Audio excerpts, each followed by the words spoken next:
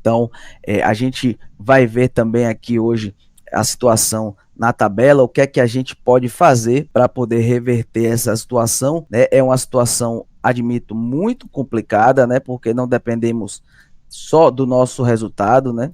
Então isso complica muito a nossa situação, mas temos sim chance, está na tela aí a tabela atualizada da 38ª rodada do Campeonato Brasileiro, galera. A gente vai ver aqui na tabela, na parte superior, o nosso adversário, que é o Atlético Mineiro, está aqui na vice-liderança, né?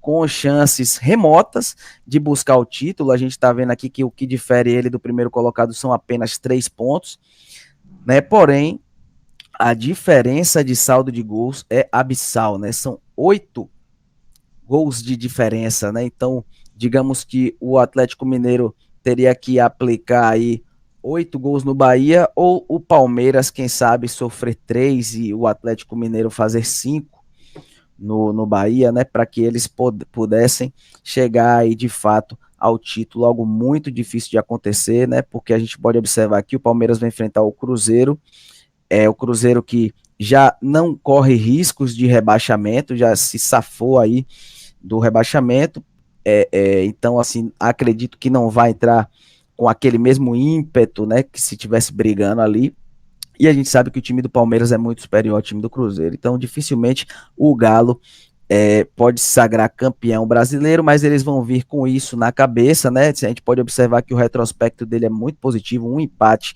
e 4 triunfos nos últimos 5 jogos, né? Então vem de um retrospecto muito positivo.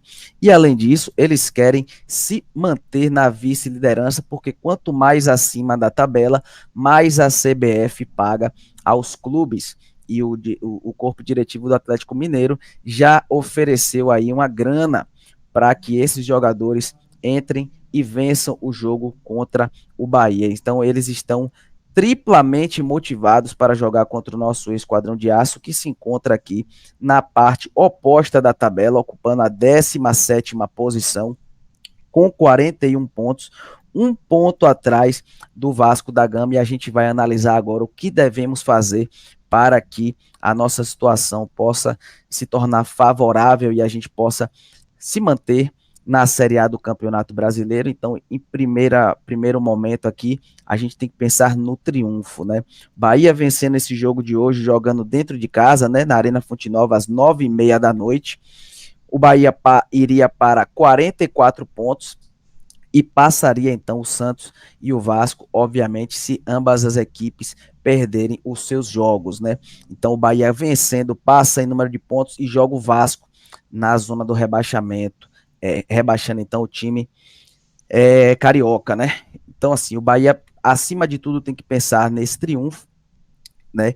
E que os seus outros times percam, né? Caso os dois vençam, nem que o Bahia consiga um triunfo, a gente consegue escapar da zona do rebaixamento. Lembrando que Vasco enfrenta hoje a equipe do Red Bull Bragantino, como a gente pode observar aqui, no mesmo horário, jogando dentro dos seus domínios, lá no estádio de São Januário, e o Santos enfrenta a equipe do Fortaleza, também, né, o Santos jogando dentro dos seus domínios lá na Vila Belmiro. Então são 2 jogos aí muito factíveis em que esses times possam vencer, né? Principalmente porque vão jogar dentro de casa, mas não vão enfrentar adversários fáceis. A gente pode observar que o Bragantino está brigando aqui ainda por Libertadores, né? Talvez essa Libertadores possa dar aí mais uma vaga para o 5º colocado, né? Para pelo menos brigar aí por pré-Libertadores. Então o Bragantino vai vir com tudo para cima do Vasco. O Fortaleza quer ficar o mais acima possível da tabela, porque, como já expliquei anteriormente, quanto mais acima da tabela, mais o clube recebe em premiação pela melhor colocação. Então o Fortaleza pode chegar aqui até a 9º colocado e melhoraria então. E o Fortaleza, a gente sabe que é um time nordestino, é um time que carece de recursos financeiros, então o Fortaleza, acredito que vai deixar a rivalidade de lado e vai buscar sim um melhor posicionamento na tabela, tentando vencer aí a equipe do Santos. São 2 jogos extremamente difíceis, tanto para o Vasco quanto para o Santos, mas infelizmente é isso, né? O Bahia tem que, além de vencer o seu jogo, secar os 2 adversários para ver se a gente consegue aí galgar melhores posições na tabela e a gente se sagrar aí, se mantendo então na Série A do Campeonato Brasileiro. Caso o Bahia não vença, outra possibilidade para o Bahia seria o empate.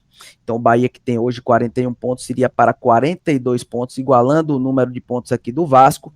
Porém, nós podemos observar aqui na tabela, ó, com relação ao saldo de gols, que o Bahia tem -6 e o Vasco tem -11.